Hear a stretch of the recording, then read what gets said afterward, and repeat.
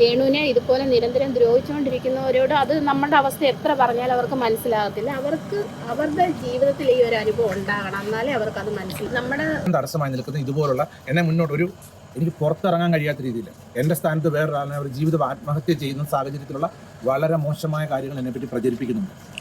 അതാണ് എനിക്കിപ്പോൾ ഉണ്ടായിരിക്കുന്ന ദുഃഖം എന്ന് പറഞ്ഞത്. അതുകൊണ്ടാണ് ഇപ്പോഴേ ഈ മലപ്പുറം ജില്ലക്കാരനായിട്ടുള്ള ഈ യൂട്യൂബറെ ഇപ്പോൾ അറസ്റ്റ് ചെയ്ത് ഇവിടെ ലോക്കപ്പിലാണ് അദ്ദേഹം. എല്ലാവർക്കും നമസ്കാരം. പുതിയൊരു വീഡിയോയിലേക്ക് സ്വാഗതം. അങ്ങനെ ഈ പറയുന്ന കഥാകൃത്തിനെ പോലീസ് അറസ്റ്റ് ചെയ്തിരിക്കുകയാണ്. കഥാകൃത്ത് കഥകൾ എഴുതി തീരുന്നതിന് മുമ്പേ അദ്ദേഹത്തെ അറസ്റ്റ് ചെയ്തു. ഞാൻ എൻ്റെ വീഡിയോയിലൂടെ പറഞ്ഞിരുന്നു, ഇദ്ദേഹം സാങ്കല്പിക കഥ എഴുതുമ്പോൾ ഞാൻ റിയൽ കഥ എഴുതും. അങ്ങനെ ഞാൻ ഒരു പാർട്ട് ഞാൻ വിട്ടിരുന്നു.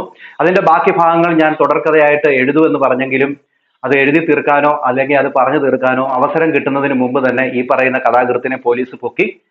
ഇദ്ദേഹത്തിന്റെ വീഡിയോയിലൂടെ പറഞ്ഞിരുന്നു, അവസാന പാർട്ടി പറഞ്ഞിരുന്നു, എന്റെ പേനയുടെ മഷി തീരുന്നതിനും വരെ ഞാൻ കഥ എഴുതുമെന്ന്. അതുകൊണ്ട് തന്നെ ഇന്നലെ തൃക്കൊടിത്താനം പോലീസ് സ്റ്റേഷനിൽ ഇരുന്നുകൊണ്ട് അദ്ദേഹം കഥ എഴുതുകയാണ്. ഓക്കെ, അദ്ദേഹം അവിടെ ഇരുന്ന് കഥ എഴുതട്ടെ. പിന്നെ എനിക്ക് പറയാനുള്ളത്, ഈ സന്ദീപിനോട് എനിക്ക് വ്യക്തിപരമായിട്ടുള്ള ഒരു ദേഷ്യവുമില്ല.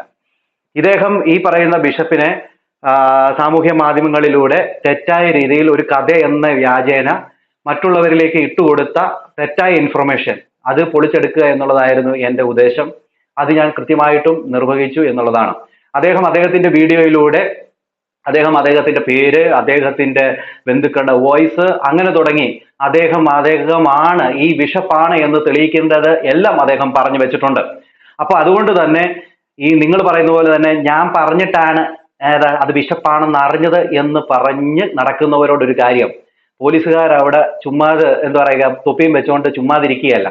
അവർ വ്യക്തമായിട്ട് ഇവന്റെ വീഡിയോ വാച്ച് ചെയ്തതിന് ശേഷം ഇവനെ കറക്റ്റായിട്ട് നിരീക്ഷിച്ചതിന് ശേഷമാണ് പോലീസ് അവിടെ അറസ്റ്റ് ചെയ്തിരിക്കുന്നത്. അല്ലാതെ ചുമ്മാതെ ഇവനെ നേർക്ക് ഇങ്ങനത്തെ ഒരു FIR എഴുതി ചേർക്കത്തില്ല. അതുകൊണ്ട് കൃത്യമായിട്ട് മനസ്സിലാക്കുക. ചുമ്മാ വന്നിരുന്ന് കമന്റ് ബോക്സിൽ കമന്റ് ഇട്ട് മെഴുകിയിട്ട് ഒരു കാര്യവുമില്ല എന്നുള്ളത് ഞാൻ ഇതിനോടകം സൂചിപ്പിക്കുകയാണ്. ഇവൻ 13-ാം തീയതി തൊട്ട് ബിഷപ്പിനെതിരെ വീഡിയോ ഇട്ടുകൊണ്ടിരുന്നതും അത് പോലീസുകാരെ നിരീക്ഷിച്ചുകൊണ്ടിരിക്കുന്നു. അതുകൊണ്ട് തന്നെ ഇതിന്റെ അകത്ത് സാങ്കല്പികമാണെന്ന് പറഞ്ഞ് കഥ ഇട്ടായിട്ട് പോലും ഇതിന്റെ അകത്ത് വളരെ വ്യക്തമായിട്ടും ആളുകളെ മനസ്സിലാക്കുന്ന രീതിയിലൊക്കെയാണ് കാര്യങ്ങളുള്ളത്. എന്തായാലും പോലീസ് കോടതിയിൽ ഈ രേഖകളൊക്കെ തെളിയിക്കുന്ന രീതിയിൽ അവരുടെ കയ്യിൽ കാര്യങ്ങളുണ്ട്. അതുകൊണ്ട് തന്നെ ഇനി കോടതിയിൽ നിന്ന് ജാമ്യം മേടിച്ചു വരിക എന്നുള്ളതാണ് സന്ദീപിന്റെ മെയിൻ കാര്യം. അതുകൊണ്ട് ഞാൻ പറയുന്നത്, സന്ദീപിനോട് എനിക്ക് വ്യക്തിപരമായിട്ടുള്ള യാതൊരു ദേഷ്യവും ഇല്ല. പക്ഷെ കമന്റ് ബോക്സിൽ അങ്ങനെയൊക്കെയാണ് പറഞ്ഞു വെക്കുന്നത്. പിന്നെ ഞാനൊരു കാര്യം പറയാം, സന്ദീപാണ് എന്നെ നെഗറ്റീവ് ആക്കുന്ന രീതിയിൽ അദ്ദേഹത്തിന്റെ ചാനലിൽ ഓരോ വീഡിയോകൾ ഇട്ടിട്ട് വെച്ചിരുന്നത്. അദ്ദേഹം മാത്രമല്ല പലരും, ഞാൻ ഈ രേണുവിനെ ഇപ്പോൾ ഈ അവസ്ഥയെ ചേർത്ത് പിടിക്കുന്നത് കൊണ്ട് ഇഷ്ടപ്പെടാത്ത പലരും അങ്ങനെ ചെയ്യുന്നുണ്ട്. എനിക്ക് മുമ്പ് സപ്പോർട്ട് ചെയ്തുകൊണ്ടിരുന്ന എൻ്റെ കമന്റ് ബോക്സിൽ എന്നെ ഉയരെന്ന് പറഞ്ഞ് കമന്റ് ഇട്ടവരും ഞാൻ പറഞ്ഞത് ശരിയെന്ന് പറഞ്ഞ എല്ലാവരും ഇന്ന് എനിക്കെതിരെ തിരിഞ്ഞിരിക്കുന്നതിന്റെ കാരണം ഒന്നേ ഉള്ളൂ, ഞാൻ രേണുവിനെ ഇപ്പോഴത്തെ അവസ്ഥയിൽ അവരെ ചേർത്ത് പിടിച്ചത് കൊണ്ട് തന്നെയാണ്.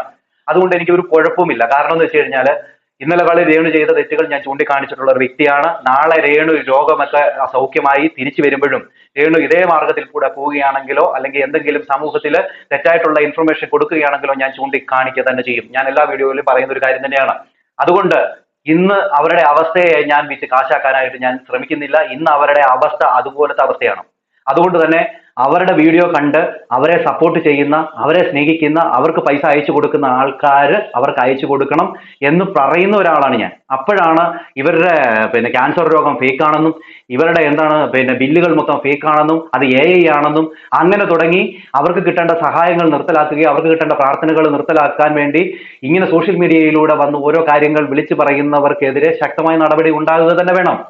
അപ്പൊ അതിന്റെ ഒരു ഭാഗമായിട്ടാണ് ഇപ്പൊ ഈ കാര്യങ്ങൾ നടന്നത്. ഇപ്പോൾ സന്ദീപിനെതിരെ കേസുകൾ കൊടുത്തിരിക്കുന്നത് ബിഷപ്പും അതോടൊപ്പം തന്നെ ഇവരുടെ കുടുംബവുമാണ്, രേണുവിന്റെ കുടുംബവുമാണ്. അതുപോലെ തന്നെ നിരവധി ആൾക്കാർക്കെതിരെ കേസ് കൊടുത്തിട്ടുണ്ടെന്നാണ് എനിക്ക് അറിയാനായിട്ട് സാധിച്ചത്. എന്തായാലും നിങ്ങൾ ഈ വീഡിയോ ഒന്ന് കണ്ടു നോക്ക്. ഈ വീഡിയോയിൽ ഈ പറയുന്ന സന്ദീപിനെ അറസ്റ്റ് ചെയ്തുകൊണ്ട് വരുന്ന സമയത്ത്, അതായത് അവിടെ പോയി മലപ്പുറത്ത് പോയി അവരുടെ വീട്ടിൽ പോയിട്ടാണ് ഈ സന്ദീപിനെ അറസ്റ്റ് ചെയ്തുകൊണ്ട് വരുന്നത്. അറസ്റ്റ് ചെയ്തുകൊണ്ട് വരാൻ വേണ്ടി തൃക്കൊടിത്താനം പോലീസ് സ്റ്റേഷനിൽ നിന്ന് 3 പേരാണ് പോയത്. അവർ പോയി SI അടക്കം പോയി ഈ പറയുന്ന സന്ദീപിനെ അവിടെ നിന്ന് അറസ്റ്റ് ചെയ്തുകൊണ്ട് വരുന്നു. ആ അറസ്റ്റ് ചെയ്തുകൊണ്ട് വരുമ്പോൾ ഇവരുടെ 2 ഫോണും അതോടൊപ്പം തന്നെ ലാപ്ടോപ്പും ഒക്കെയാണ് കസ്റ്റഡിയിൽ എടുത്തിരിക്കുന്നത്. പോലീസ് സ്റ്റേഷനിൽ വിളിച്ച് അറിഞ്ഞ ഒരു കാര്യം അനുസരിച്ച് പറയുകയാണെങ്കിൽ ഈ പറയുന്ന സന്ദീപിന്റെ ഫോണിലുള്ള ഡീറ്റെയിലും ലാപ്ടോപ്പിലുള്ള കാര്യങ്ങളും, ആരൊക്കെയാണ് ഫോൺ വിളിച്ചിട്ടുള്ളത്, ആരൊക്കെയാണ് ഇൻഫർമേഷൻ കൊടുത്തിരിക്കുന്നത് എന്നുള്ള എല്ലാ രേഖകളും അവരുടെ സിസ്റ്റത്തിലേക്ക് മാറ്റിയിട്ടുണ്ടെന്നുള്ള വിവരവും അറിയാനായിട്ട് സാധിച്ചു. അത് മുഖേന ആരൊക്കെയാണ് കൊടുത്തിരിക്കുന്നത് അവരെല്ലാം വാച്ച് ചെയ്യാനായിട്ടുള്ള കാര്യങ്ങൾ പോലീസ് നടപടി എടുത്തിട്ടുണ്ടെന്നാണ് പറയുന്നത്. കാരണം ഇത് ചില്ലറ നിസ്സാരമായിട്ടുള്ള ഒരു കേസൊന്നുമല്ല. അതുകൊണ്ട് തന്നെ ഓക്കെ. പിന്നെ നിങ്ങൾ ഈ ഒരു വീഡിയോ കണ്ടു നോക്കി. ഈ വീഡിയോയിൽ ഈ പറയുന്ന സന്ദീപിനെ അറസ്റ്റ് ചെയ്തുകൊണ്ട് വരുന്ന സമയത്ത് രേണുവിന്റെ അച്ഛൻ തങ്കച്ചായൻ ഉണ്ടായിരുന്നു അവിടെ. ആ പുള്ളിക്കാരനും വീഡിയോ എടുക്കുന്നുണ്ട്. അന്നേരം ഈ പറയുന്ന സന്ദീപിനോട് കുറെ കാര്യങ്ങൾ പറയുന്നുണ്ട്. ആ മനുഷ്യന്റെ മകൾക്ക് കിട്ടേണ്ട സഹായങ്ങൾ ഇല്ലാണ്ടാക്കാൻ വേണ്ടി കുറെ പേര് പരിശ്രമിച്ചതിന്റെ ഭാഗമായിട്ട് അദ്ദേഹത്തിനുണ്ടായ ഒരു ദേഷ്യമാണ് അവിടെ സന്ദീപിനോട് അദ്ദേഹം പ്രകടിപ്പിക്കുന്നത്. എന്തായാലും ആ പറയുന്ന ഈ അച്ഛൻ ഒരു മകളെ ജീവിതത്തിലേക്ക് പിടിച്ചുകൊണ്ടുവരാൻ വേണ്ടി അദ്ദേഹം ഇപ്പോൾ വല്ലാണ്ട് ബുദ്ധിമുട്ടുന്നുണ്ട്. അതുപോലെ സാമ്പത്തികമായിട്ട് അവർക്ക് ഇപ്പോൾ ആവശ്യമാണ്. ആ സമയത്താണ് ഇതുപോലെയുള്ള വീഡിയോകൾ ഇട്ട് ഫേക്കാണ്, ബില്ല് ഫേക്കാണ്, അതോടൊപ്പം തന്നെ അവർ പറഞ്ഞതെല്ലാം തെറ്റാണ്, AI ക്രിയേഷനാണ്, അവർക്ക് ഇത്രയും മരുന്നിന്റെ ആവശ്യമില്ല, ഇത്രയും പൈസ ഒന്നും ആകത്തില്ല എന്നൊക്കെ പറഞ്ഞുകൊണ്ട് സോഷ്യൽ മീഡിയയിൽ ഇങ്ങനെ തെറ്റായിട്ടുള്ള വാർത്തകൾ കൊടുത്ത എല്ലാവർക്കെതിരെയും കേസാകും എന്നുള്ള കാര്യം തന്നെയാണ് എനിക്ക് അറിയാനായിട്ട് സാധിച്ചത്. എന്തായാലും ഈ ഒരു കേസുമായി ബന്ധപ്പെട്ട് ബിഷപ്പ് പറയുന്ന കാര്യം ഒന്ന് കേട്ടു. ഒരുപാട് തിരുമേനിക്കും രേണു ചേച്ചിക്കും എതിരെ കുറെ പേര് വീഡിയോ ചെയ്യുന്നുണ്ട്. അതിലൊരാളാണ് ഇപ്പോൾ അറസ്റ്റ് ചെയ്തിരിക്കുന്നത്. എന്താണ് ഇതിനെക്കുറിച്ച് പറയാനുള്ളത്? ശരിക്കും കഴിഞ്ഞ ജൂലൈ 13-ാം തീയതി മുതൽ നിരന്തരമായ രീതിയിൽ എന്നെ വേട്ടയാടുന്ന രീതിയിൽ എൻ്റെ വ്യക്തിപരമായ ജീവിതത്തെ, മിഷണറി ലൈഫിനെ, എൻ്റെ കുടുംബത്തെ, എൻ്റെ സഭയെ, ഞാൻ ഉൾപ്പെടുത്തുന്ന പ്രയർ ഫെലോഷിപ്പുകളെ എല്ലാം ഏറ്റവും അധികം അവഹേളിക്കുന്ന രീതിയിൽ, മോശപ്പെടുത്തുന്ന രീതിയിൽ ഒരു യൂട്യൂബർ, അദ്ദേഹം മലപ്പുറം ജില്ലക്കാരനാണ്, അദ്ദേഹത്തിൻ്റെ പേര് ഞാനിവിടെ പറയാൻ ഉദ്ദേശിക്കുന്നില്ല, അദ്ദേഹം വീഡിയോകളിട്ട് എന്നെ വളരെ മനോവേദനപ്പെടുത്തുകയായിരുന്നു. അങ്ങനെ ഞാൻ കേരള മുഖ്യമന്ത്രിക്കും ആഭ്യന്തരമന്ത്രിക്കും കോട്ടയം ജില്ലാ പോലീസ് മേധാവിക്കും കൊടുത്ത പരാതിയും പ്രകാരം ഈ യൂട്യൂബറെ അദ്ദേഹത്തിൻ്റെ വീട്ടിൽ നിന്ന് പോലീസ് മലപ്പുറത്ത് പോയി അറസ്റ്റ് ചെയ്യുകയും ഇവിടെ കൊണ്ടുവന്ന് ഇപ്പോൾ കസ്റ്റഡിയിലാണുള്ളത്. അദ്ദേഹത്തിനെ രാവിലെ കോടതിയിൽ ഹാജരാക്കുമെന്നാണ് ഇവിടുത്തെ SHO എന്നോട് പറഞ്ഞിരിക്കുന്നത്. ഞാൻ പ്രതിയെ നേരിട്ട് കണ്ട് ബോധ്യപ്പെടുവാൻ ഇവിടെ പോലീസിനെ ഇവിടെ വിളിച്ചു വരുത്തുക ചെയ്തു. ഇവിടെ എല്ലാവരും വന്ന് പറയുന്നുണ്ട് അത് സാങ്കല്പിക കഥയല്ല, ബിഷപ്പിനെ കുറിച്ചൊന്നും പറഞ്ഞിട്ടില്ലെന്ന്. പക്ഷേ എല്ലാ ഡീറ്റെയിലും അവൻ അവന്റെ വീഡിയോയിലൂടെ തന്നെ പറയുന്നുണ്ട്. അവരുടെ ബന്ധുക്കാരുടെ വോയിസ് അടക്കം, അവൻ ഈ പറയുന്ന ബിഷപ്പിന്റെ വോയിസ് അടക്കം എല്ലാം വെച്ചിട്ടുണ്ട്. അതുകൊണ്ട് തന്നെ അത് സാങ്കല്പികമാണെന്ന് പറഞ്ഞ് നിങ്ങൾ ഇപ്പോൾ ബിഷപ്പിനെ വേറൊരു രീതിയിൽ ചിത്രീകരിക്കാൻ നോക്കുന്നെങ്കിൽ ഇത് കേസെടുത്ത പോലീസുകാർ പൊട്ടന്മാരല്ല എന്നുള്ള കാര്യം കൂടെ നിങ്ങൾ ഓർക്കണം. പോലീസുകാർ ഇത് വ്യക്തമായിട്ട് ഇതെല്ലാം മനസ്സിലാക്കിയതിനു ശേഷമാണ് ഇങ്ങനെ ഒരു നടപടി എടുത്തത്. അതുകൊണ്ടാണ് സന്ദീപിന്റെ വീട്ടിൽ പോയി തന്നെ പോലീസ് അറസ്റ്റ് ചെയ്തത്. ഓക്കെ. ഇപ്പം ഈ ഒരാൾ മാത്രമല്ല തിരുമേനിക്കും രേണു ചേച്ചിക്കെതിരെ ഈ ഒരു കോണ്ടന്റ് എടുത്തിട്ട് കണ്ടന്റ് ഉണ്ടാക്കുന്നത് അല്ലെങ്കിൽ വീഡിയോ ചെയ്യുന്നത്. അപ്പം ഇങ്ങനെ ചെയ്യുന്നവർക്കൊരു തിരിച്ചടിയാവുമോ? തിരിച്ചടിയാകും. അവർ കോണ്ടന്റ് ഉണ്ടാക്കുന്നതിന് നമുക്ക് യാതൊരു വിരോധവുമല്ലായിരുന്നു. കോണ്ടന്റ് ഉണ്ടാക്കുമെന്ന് വെച്ച് കഴിഞ്ഞാൽ ഒരാളുടെ ജീവിതം വെച്ച് താറടിക്കുന്നതായിട്ടുള്ള, ഇപ്പം രേണു സുധിയെ സംബന്ധിച്ച് പറഞ്ഞാൽ ഇപ്പോൾ ഒരു ക്യാൻസർ രോഗത്തെ അഭിമുഖീകരിച്ചുകൊണ്ട് ബെഡിഡനായിട്ടുള്ള ഒരു അനുഭവമാണ്. കോട്ടയം മെഡിക്കൽ കോളേജ് ഹോസ്പിറ്റലിലെ ചികിത്സയിലിരിക്കുകയാണ് നമുക്ക് ഓരോരുത്തർക്കും അറിയാം. അപ്പോൾ അവർക്ക് മുമ്പോട്ട് പോകാൻ കഴിയാത്ത രീതിയിലുള്ള വളരെ ആരോഗ്യ പ്രശ്നങ്ങൾ, മാനസിക ബുദ്ധിമുട്ടുകൾ, അങ്ങനെ ശാരീരിക ക്ലേശങ്ങൾ ആ സന്ദർഭത്തിലൂടെയാണ് ഇപ്പോൾ ആ രേണു സുധി കടന്നു പോയിക്കൊണ്ടിരിക്കുന്നത്. ആ സമയത്ത് ഇങ്ങനെയുള്ള ഏറെക്കുറെ ചില യൂട്യൂബേഴ്സ് പറയുന്നവരോ റിയാക്ഷൻ വീഡിയോസ് ചെയ്യുന്നവരൊക്കെ വളരെയധികം അവരെ നശിപ്പിച്ച് കളയത്തക്ക രീതിയിൽ ഇപ്പോൾ അവരുടെ ട്രീറ്റ്മെൻറ്റിന് വളരെയധികം കാര്യങ്ങൾ ആവശ്യമായിട്ട് വന്നൊരു സന്ദർഭത്തിൽ ആ ട്രീറ്റ്മെൻറ്റിന് സഹായങ്ങൾ ലഭിക്കുന്ന അവരെ സ്നേഹിക്കുന്നവരാണ് അവരെ പലപ്പോഴും സഹായിച്ചുകൊണ്ടിരിക്കുന്നത്. അവർക്ക് പോലും ഒരു സംശയങ്ങൾ ഉളവാക്കുന്ന രീതിയിലുള്ള വീഡിയോകളിട്ട് ആ കുടുംബത്തെ തകർത്ത് കളയാൻ ശ്രമിക്കുന്ന അനുഭവമാണ്. അതിനോടൊപ്പമാണ് ആ ഒരു കുടുംബ നിമിത്തമാണ് എന്നെയും ഇപ്പോഴും ഭയങ്കരമായ രീതിയിൽ സൈബർ ബുള്ളി ചെയ്തുകൊണ്ടിരിക്കുന്നത്. ഇപ്പോൾ എനിക്കെതിരെയും ഈ ക്യാമ്പയിൻ തുടങ്ങിയിരിക്കുന്നതിന്റെ കാരണം ഞാൻ ഈ രേണുവിനെ സപ്പോർട്ട് ചെയ്യുന്നു, ബിഷപ്പിനെ സപ്പോർട്ട് ചെയ്യുന്നു എന്നുള്ളതാണ്. ഞാൻ രേണുവിനെ സപ്പോർട്ട് ചെയ്യുന്നത് കാരണം എന്ന് വെച്ച് കഴിഞ്ഞാൽ രേണുവിന്റെ ഇപ്പോഴത്തെ അവസ്ഥ വളരെ വ്യക്തമായിട്ട് അറിയാവുന്നത് കൊണ്ടാണ്. കാരണം ഞാൻ മുമ്പ് കഴിഞ്ഞ വീഡിയോയിലൊക്കെ പറഞ്ഞിരുന്നു, എൻ്റെ സിസ്റ്റർ ക്യാൻസർ ബാധിതയായിട്ട് ചികിത്സയിലാണ്, 4 കീമോ കഴിഞ്ഞു. ഇന്ന് ചേച്ചിയുടെ ഓപ്പറേഷനാണ്, ഇന്ന് 1 മണിയാകുമ്പോഴത്തേനും ഓപ്പറേഷനാണ്. എന്നെ ഇഷ്ടപ്പെടുന്ന പ്രേക്ഷകർ ആ ചേച്ചിക്ക് വേണ്ടി പ്രാർത്ഥിക്കണമെന്ന് ഞാൻ ഈ ഒരു വീഡിയോയുടെ കൂടെ തന്നെ പറയുകയാണ്. അതോടൊപ്പം തന്നെ രേണുവിന് വേണ്ടി നിങ്ങൾ പ്രാർത്ഥിക്കണം. കാര്യം എന്ന് വെച്ച് കഴിഞ്ഞാൽ ആ ഒരു അവസ്ഥയിലൂടെയാണ് കടന്നു പോകുന്നത്. രേണുവിനെ കുറ്റപ്പെടുത്തുമ്പോൾ മാത്രം നിങ്ങൾ സപ്പോർട്ട് ചെയ്യുന്നതല്ല. ഞാൻ മുമ്പ് രേണുവിനെ കുറ്റപ്പെടുത്തിയപ്പോൾ അല്ലെങ്കിൽ രേണുവിനെതിരെ വീഡിയോ ചെയ്തപ്പോൾ കൈയടിച്ചിട്ടുള്ള നിങ്ങൾ ഓരോരുത്തരും ഇന്ന് ഞാൻ രേണുവിനെ സപ്പോർട്ട് ചെയ്തപ്പോൾ നിങ്ങൾ എന്നിൽ നിന്നും വിട്ടകന്നുപോയി. അതിനുണ്ട് എനിക്കൊരു കുഴപ്പമില്ല. കാര്യം എന്ന് വെച്ച് കഴിഞ്ഞാൽ നിങ്ങൾക്ക് എന്ത് പറയുക, അതൊന്നും അംഗീകരിക്കാനോ അല്ലെങ്കിൽ നിങ്ങൾക്ക് എപ്പോഴും നെഗറ്റീവിന്റെ കൂടെ നിൽക്കാനായിരിക്കും താല്പര്യം. അതുകൊണ്ട് നിങ്ങൾ അങ്ങനെ പൊക്കോളൂ, കുഴപ്പമൊന്നുമില്ല. പക്ഷെ പ്രാർത്ഥിക്കണം, അവരെ പ്രാർത്ഥനയിൽ നിങ്ങൾ ചേർത്ത് പിടിക്കണം. പിന്നെ എൻ്റെ സിസ്റ്ററിനെ ഓർത്ത് നിങ്ങളൊന്ന് പ്രാർത്ഥിക്കണം. ഇന്ന് ഓപ്പറേഷനാണ്. എന്നെ മുമ്പ് നിങ്ങൾ ഇഷ്ടപ്പെട്ടിട്ടുള്ള ആൾക്കാരാണെന്ന് എനിക്കറിയാം, എന്നെ സപ്പോർട്ട് ചെയ്തിട്ടുള്ള ആൾക്കാരാണെന്ന് എനിക്കറിയാം. എൻ്റെ വീഡിയോ കാണുന്ന എല്ലാവരോടും എൻ്റെ ഒരു അഭ്യർത്ഥനയാണ്, പ്രാർത്ഥിക്കുക. നിങ്ങൾക്ക് എന്നെ കല്ലെറിയാം, കുഴപ്പമൊന്നുമില്ല. എന്നെ നിങ്ങൾ എന്ത് പറയുക, ഞാൻ മറുകണ്ഠം ചാടിയൊന്നു 4 നേരം 4 നിലപാടാണെന്നൊക്കെ പറഞ്ഞു. ഞാൻ 4 നേരം 4 നിലപാട് ഒരിക്കലും കാണിച്ചിട്ടില്ല. എൻ്റെ നിലപാടിൽ ഒരു മാറ്റവും വരുത്തിയിട്ടില്ല. ഞാൻ ഇപ്പോൾ പറഞ്ഞത് ഈ പറയുന്ന രേണുവിനെ സപ്പോർട്ട് ചെയ്തു എന്നുള്ളൊരു കുറ്റമാണ്. അല്ലാതെ ഞാൻ മുമ്പ് രേണുവിനെ കുറിച്ച് പറഞ്ഞ ഒരു വീഡിയോ പോലും ഞാൻ ഡിലീറ്റ് ചെയ്തിട്ടില്ല. ഞാൻ രേണുവിനെ കുറിച്ച് മുമ്പ് പറഞ്ഞിട്ടുള്ള ഒരു വിഷയത്തിൽ നിന്ന് ഞാൻ എന്താ പറയുക തെറ്റായിട്ട് ഞാൻ പറഞ്ഞിട്ടുമില്ല. അതെന്ന് പറഞ്ഞു കഴിഞ്ഞാൽ അന്നത്തെ സമയത്ത് ഞാൻ പറഞ്ഞു, അവരന്ന് കാട്ടിക്കൂട്ടിയ കാര്യങ്ങളെ കുറിച്ച് ഞാൻ വിമർശിച്ചു. അത് രേണുവിനും അറിയാം. ഞാൻ പറഞ്ഞിട്ടുള്ളതൊക്കെ രേണു എൻ്റെ വീഡിയോ കണ്ടിട്ടുള്ളതുമാണ്. രേണുവിന് വ്യക്തമായിട്ടും അറിയാം. ഓക്കെ, അതൊക്കെ തെറ്റാണെന്ന് രേണുവിന് മനസ്സിലാക്കുന്നുണ്ടെങ്കിൽ രേണു അത് മനസ്സിലാക്കട്ടെ. പിന്നെ വേറൊരു കാര്യം എന്ന് വെച്ച് കഴിഞ്ഞാൽ ഇന്ന് രേണു രോഗാവസ്ഥയിൽ കിടക്കുകയാണ്. നാളെ രേണു എന്താ പറയുക രോഗമൊക്കെ മാറി വന്ന് പിന്നെയും സമൂഹത്തിൽ എന്തെങ്കിലും തെറ്റായിട്ടുള്ള കാര്യങ്ങൾ ചെയ്താൽ ഞാൻ തീർച്ചയായിട്ടും വിമർശിക്കും. ഞാൻ വിമർശിക്കും. ഞാൻ എൻ്റെ വീഡിയോയിൽ പറഞ്ഞതുപോലെ തന്നെ തെറ്റ് കണ്ടാൽ ഞാൻ വിമർശിക്കുക തന്നെ ചെയ്യും. പക്ഷേ ഈ ഒരു അവസ്ഥയിൽ ഞാൻ രേണുവിനെ ചേർത്ത് പിടിക്കും എന്നുള്ളതാണ്. അതിപ്പോൾ ബിഷപ്പ് ആയിക്കോട്ടെ, ബിഷപ്പും ചെയ്യുന്നത് ഇത് തന്നെയാണ്. ഈ ഒരു അവസ്ഥയിൽ അവരെ ചേർത്ത് പിടിക്കുന്നു. അവർക്ക് ഈ സമയത്ത് പ്രാർത്ഥന അത്യാവശ്യമാണ്, അവർക്ക് സാമ്പത്തികമായിട്ടുള്ള കരുതൽ അത്യാവശ്യമാണ്. അതുകൊണ്ട് തന്നെയാണ് അവരത് ചേർത്ത് പിടിക്കുന്നത്. അതിന് ഒരു തെറ്റും ഞാൻ കാണുന്നില്ല. പിന്നെ രേണു ചെയ്ത എല്ലാത്തിനും ഞാൻ സപ്പോർട്ട് ചെയ്യുന്നു ചോദിച്ചാൽ ഞാൻ സപ്പോർട്ട് ചെയ്യുന്ന ഒരാളല്ല. നിങ്ങൾ അത് മനസ്സിലാക്കുക. നാളുകളിൽ ഈ രേണു എന്തെങ്കിലും തെറ്റ് കാണിച്ചാൽ ഞാൻ ചൂണ്ടിക്കാണിക്കും, അത് ഉറപ്പാണ്. അതാണ് എൻ്റെ നിലപാട്. അതാണ്, അല്ലാതെ നിങ്ങൾ പറയുന്ന പോലെ തന്നെ ഞാൻ മറുകണ്ട ചാടിയവനാണ്, ഞാൻ അങ്ങനൊന്നും, നിങ്ങൾ വേറെ രീതിയിൽ തെറ്റിദ്ധരിക്കുന്നതിന് എനിക്കൊന്നും പറയാൻ പറ്റത്തില്ല. എൻ്റെ വീഡിയോ കണ്ട് ഇഷ്ടപ്പെടുന്നവർ, എന്നെ മനസ്സിലാക്കുന്നവർ എൻ്റെ കൂടെ എന്നും ഉണ്ടാകും എന്നുള്ളത് എനിക്ക് പൂർണ്ണ ഉറപ്പാണ്. ഞാൻ രേണുവിനെ ഇപ്പൊ ചേർത്ത് പിടിച്ചതിന്റെ ഉദ്ദേശം എന്ന് വെച്ച് കഴിഞ്ഞാൽ അവർക്കിപ്പോ പ്രാർത്ഥന അത്യാവശ്യമാണ്, അവർക്ക് സാമ്പത്തിക സഹായം അത്യാവശ്യമാണ്. അതുകൊണ്ട് തന്നെ അവരെ ഞാൻ ചേർത്ത് പിടിക്കും. അത് ഞാൻ പിടിക്കും. കാരണം എൻ്റെ വീട്ടിൽ ഞാൻ അനുഭവിക്കുന്ന എൻ്റെ ബുദ്ധിമുട്ടും എൻ്റെ കുടുംബത്തിന്റെ ബുദ്ധിമുട്ടും അവരുടെ കണ്ണുനീരും കാണുന്നവനാണ് ഞാൻ. അതുകൊണ്ട് തന്നെ എനിക്ക് അവരുടെ ബുദ്ധിമുട്ട്, ഇപ്പോഴത്തെ സാഹചര്യം എനിക്ക് കൃത്യമായിട്ട് മനസ്സിലാക്കാൻ പറ്റും. അവിടെ ഈ പറയുന്ന രേണുവിന്റെ സഹോദരിയുടെ ബുദ്ധിമുട്ട് എനിക്ക് കൃത്യമായിട്ട് മനസ്സിലാക്കാൻ സാധിക്കും. കാരണം എൻ്റെ സഹോദരിയെ എൻ്റെ കൂടപ്പറപ്പിന്റെ ജീവിതത്തിലേക്ക് തിരിച്ചു കൊണ്ടുവരണമെന്ന് ആഗ്രഹിക്കുന്ന ഒരു ഒരു ഒരു ഒരു ഒരു സഹോദരിയാണ് ഈ പറയുന്ന രമ്യ, രേണുവിന്റെ സഹോദരി.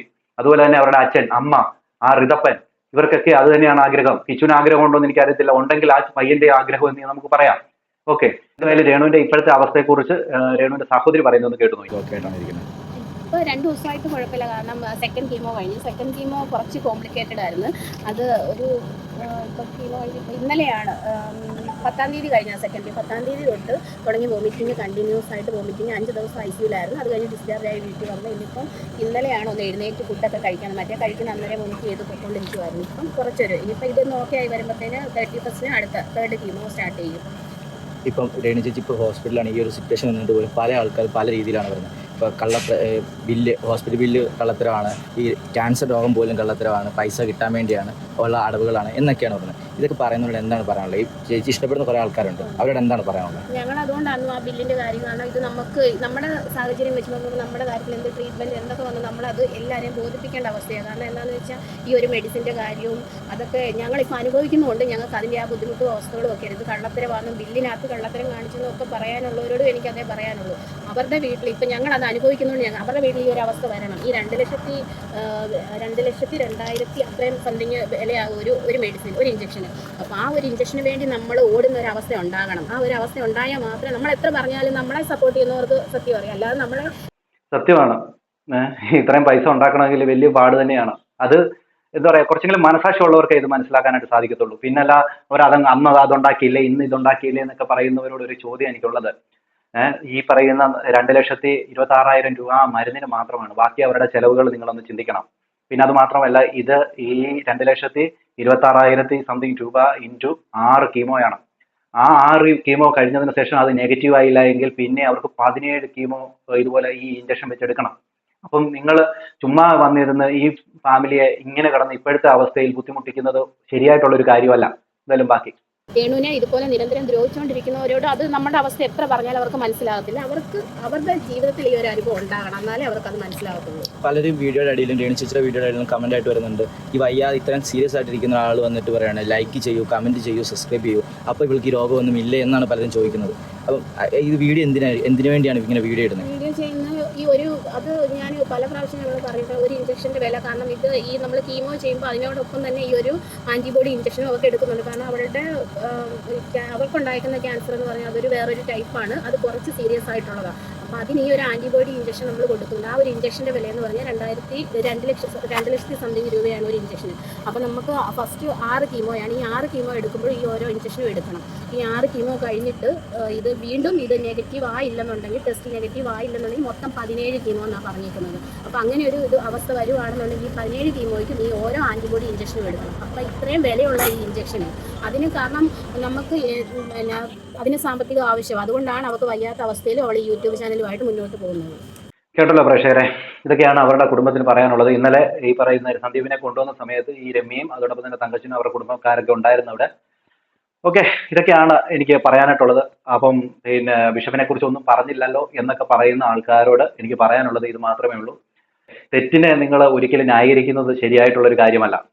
ബിഷപ്പിനെ കുറിച്ച് വളരെ വ്യക്തമായിട്ട് അവന് പറഞ്ഞു കൊടുത്ത ആൾക്കാർ ആരൊക്കെയാണ്, അത് മാത്രമല്ല അവനെ ഈ വീഡിയോ ചെയ്യാനായിട്ട് പ്രേരിപ്പിച്ചത് ആരൊക്കെയാണ്, ഇതെല്ലാം പോലീസിന് കൃത്യമായിട്ടുള്ള വിവരങ്ങൾ കിട്ടിയതിന്റെ അടിസ്ഥാനത്തിലും, അതുമാത്രമല്ല ഈ ബിഷപ്പിനെ കുറിച്ച് സന്ദീപിന്റെ വീഡിയോയിലൂടെ സാങ്കല്പിക കഥയിലൂടെ കൃത്യമായിട്ടും ബോധിപ്പിച്ചത് പോലീസിന് മനസ്സിലായതുകൊണ്ടും അത് കോടതിയെ കൃത്യമായിട്ടും പോലീസ് അത് ബോധിപ്പിക്കും എന്നുള്ളതാണ് എനിക്കറിയാനായിട്ട് സാധിച്ചത്. അതുമാത്രമല്ല അദ്ദേഹത്തിന്റെ ഫോണിൽ നിന്നും കിട്ടിയ വിവരങ്ങളുടെ അടിസ്ഥാനത്തിൽ തന്നെയാണ് പല യൂട്യൂബർമാരും ഈ ഇതിന് പങ്കാളികളാണ് എന്നുള്ള കാര്യമൊക്കെയാണ് പുറത്തു വരുന്നത്.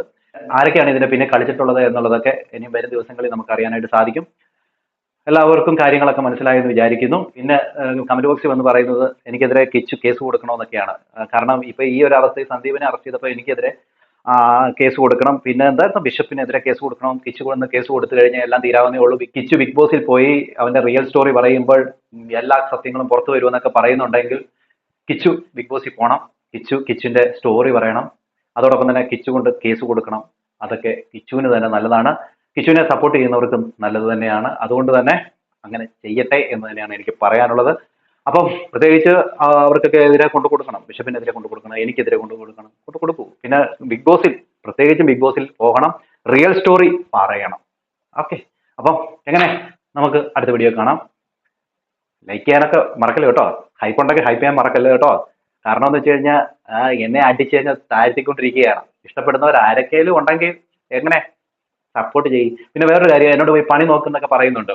എന്റെ വീഡിയോ എടുത്ത് ശ്രദ്ധിച്ചാൽ നിങ്ങൾക്ക് മനസ്സിലാവും, എനിക്ക് സമയം എന്ന് പറയുന്ന സാധനമില്ല. എനിക്ക് സമയമുള്ള സമയത്ത് ഒരു വീഡിയോ വല്ല എനിക്ക് ഇടാൻ പറ്റത്തുള്ളൂ, ഒന്നോ അല്ലെങ്കിൽ രണ്ടോ. ആ സമയത്ത് എനിക്ക് പറയേണ്ടത് എന്തെന്നുള്ള കാര്യങ്ങൾ അത് ജനങ്ങളിലേക്ക് പെട്ടെന്ന് എത്തിക്കാൻ വേണ്ടി ഞാൻ അങ്ങനെ ഒരു വീഡിയോ ചെയ്യുന്നത്. പിന്നെ എനിക്ക് പണിയില്ലയോ എന്നൊക്കെ ചോദിക്കുന്നവരോട് പറയാനുള്ളത്, എനിക്ക് നല്ല പണിയുണ്ട്. ഓക്കെ, യൂട്യൂബ് വരുമാനം മാത്രമല്ല എൻ്റെ വരുമാനം. അതുകൊണ്ട് തന്നെ എന്നെ ഇട്ട് ചൊറിയരുത്. ഓക്കെ, ഞാൻ ഇതുകൊണ്ട് കഞ്ഞി എന്തോ കൂലിപ്പണി എടുക്കട, ഞാൻ കൂലിപ്പണി എടുക്കും, ഞാൻ അല്ലാത്ത പണിയെടുക്കും, എല്ലാ പണിയെടുക്കും.